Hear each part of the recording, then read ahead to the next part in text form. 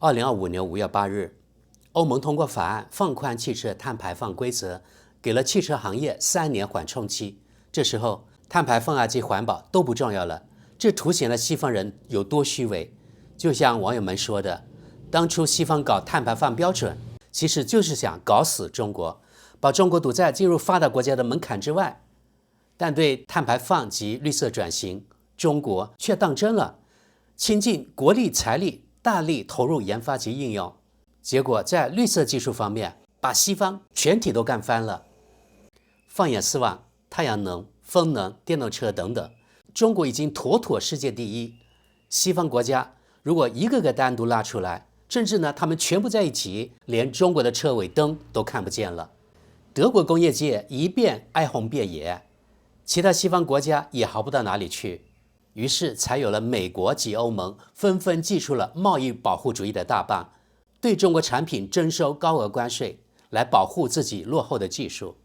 而当初的碳排放标准等绿色指标，现在倒成了束缚自己的桎梏，眼看着实在撑不下去了，于是乎闭脸也不要了。又加上欧洲，特别是德国汽车工业游说集团的幕后工作，才有了欧盟的走回头路，即给予欧洲汽车工业3年宽限期，继续搞燃油车。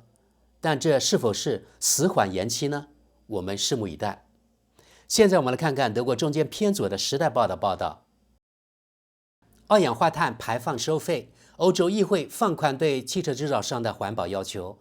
根据欧盟委员会的一项提案，欧洲议会已同意放宽对汽车制造商的碳排放限制，此举将使车企能够通过补偿机制来抵消超额排放。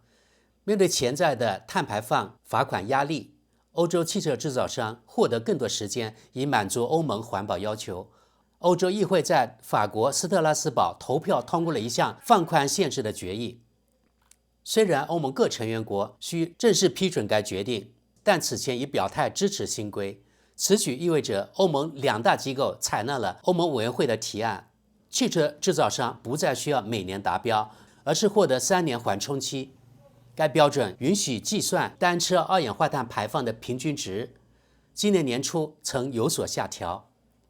由于近期电动汽车销量增速远低于预期，车企碳排放可能大幅超标。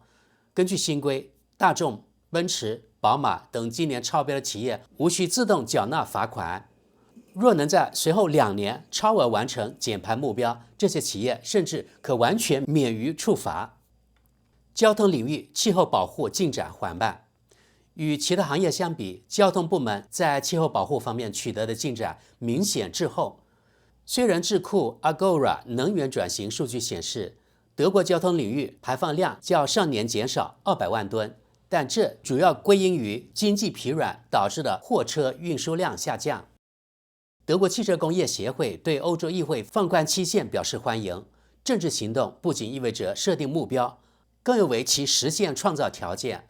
协会主席穆勒表示，他指出，充电基础设施扩建、电价、半导体供应和电池生产等领域的条件尚不完善，主张目标设定应更具灵活性。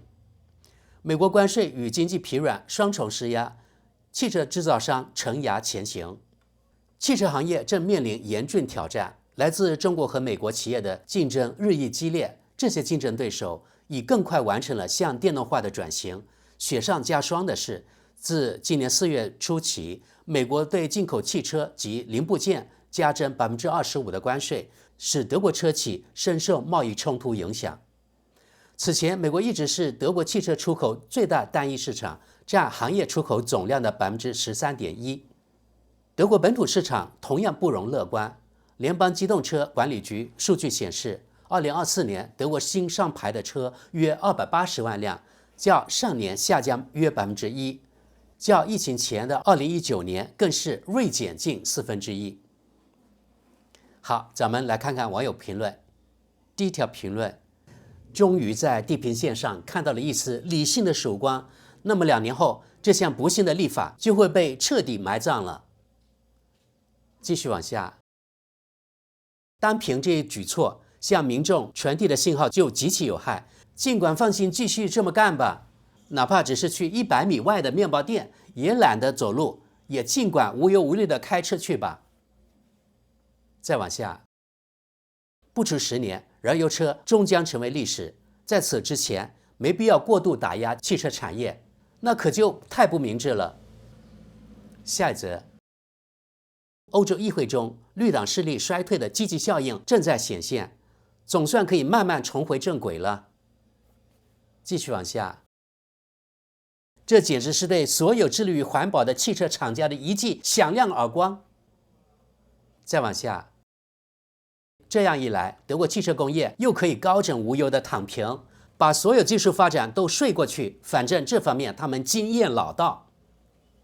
再往下，他们正孜孜不倦地为欧洲汽车工业自掘坟墓。下一则，环保事业没有强大的游说团体，这些排放标准早已实施多年，可当局却依然对汽车产业的抱怨妥协退让。尽管该行业至今仍在大力推销燃油车而非电动车，就我而言，如今再投资任何1分钱到化石燃料技术都难以想象。我们耗费巨资从地下开采能源，再投入大量成本将其转化为汽油，最终却以极低效能在汽车中燃烧，这种模式早已与时代脱节。下一则，这显然是在惩罚那些努力遵守欧盟规则的企业。好，朋友们，到此为止，多数网友还是比较理智的，也反对欧盟这么做。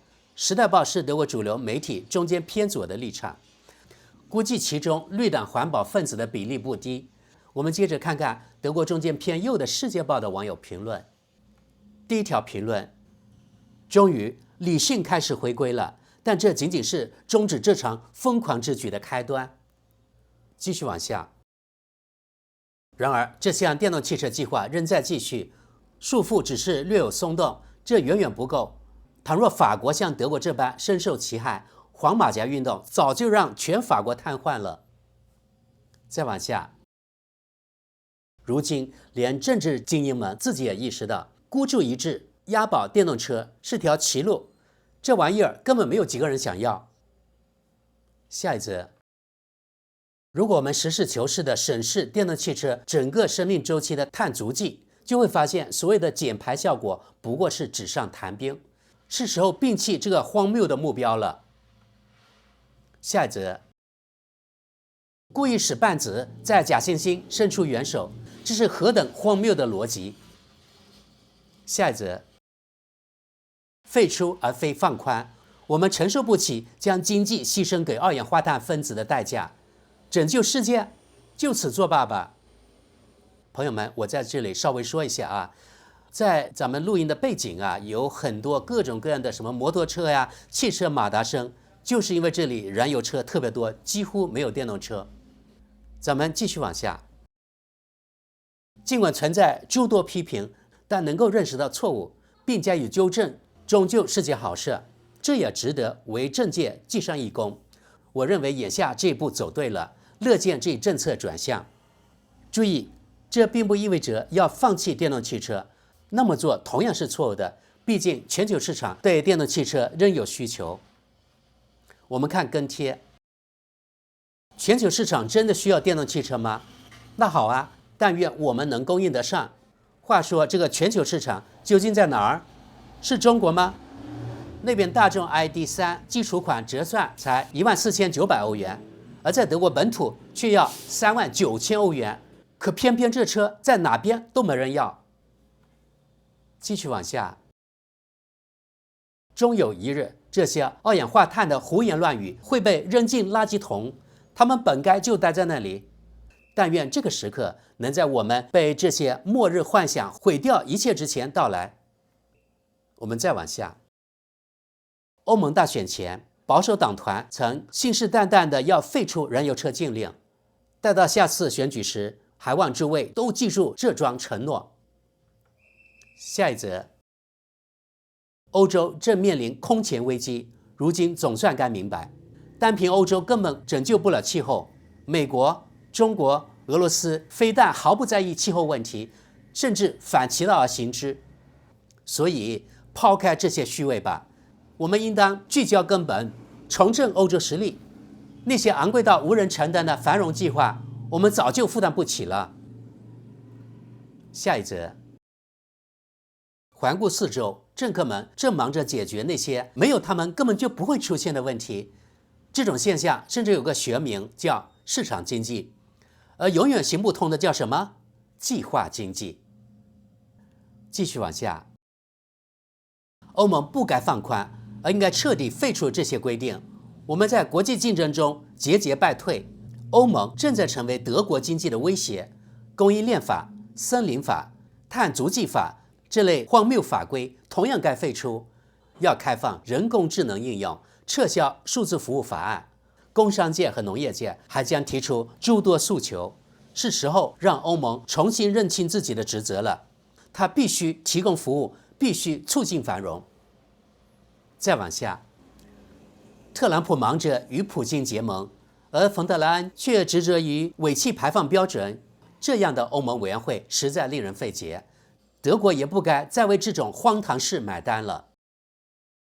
下一则，真是讽刺至极，一个未经民选的女士居然对庞大的汽车工业指手画脚。下一则，这位女士究竟何时才能成为历史？欧盟似乎已经沦为她的个人玩偶。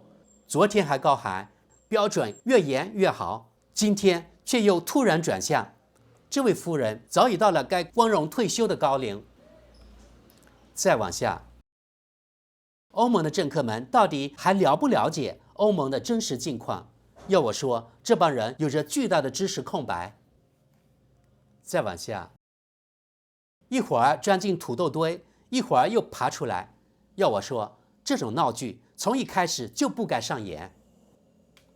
下一则，先是蓄意搞砸一切，现在又假惺惺的装好人说要帮忙。